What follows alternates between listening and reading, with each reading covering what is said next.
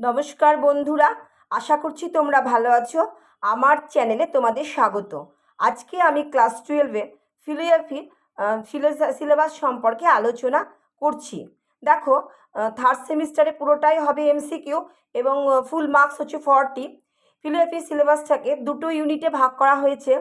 First unit হচ্ছে অধিবিদ্যার ভূমিকা। এই অধিবিদ্যার ভূমিকার সাব ইউনিটের মধ্যে তোমাদের পড়তে হবে পাশ্চাত্য অধিবিদ্যা, এবং তার মধ্যে পড়তে হবে পাশ্চাত্য অধিবিদ্যার মধ্যে দ্রব্য, কার্যকারণ সম্বন্ধ। এখানে কার্যকারণ সম্বন্ধটা বলতে তোমাকে হিউমের কার্যকারণ সম্বন্ধটা তোমাদের সিলেবাসের মধ্যে আছে, এবং দেহ মন সমস্যা। এবং ভারতীয় অধিবিদ্যার মধ্যে পড়তে হবে বেদান্ত দর্শন, শুধু বেদান্ত দর্শনটুকু পড়তে হবে। তাহলে ইউনিট 1-এ হচ্ছে 12, মানে পাশ্চাত্য অধিবিদ্যার মধ্যে মার্কস হচ্ছে 12, এবং ভারতীয় অধিবিদ্যার মধ্যে মার্কস হচ্ছে 8।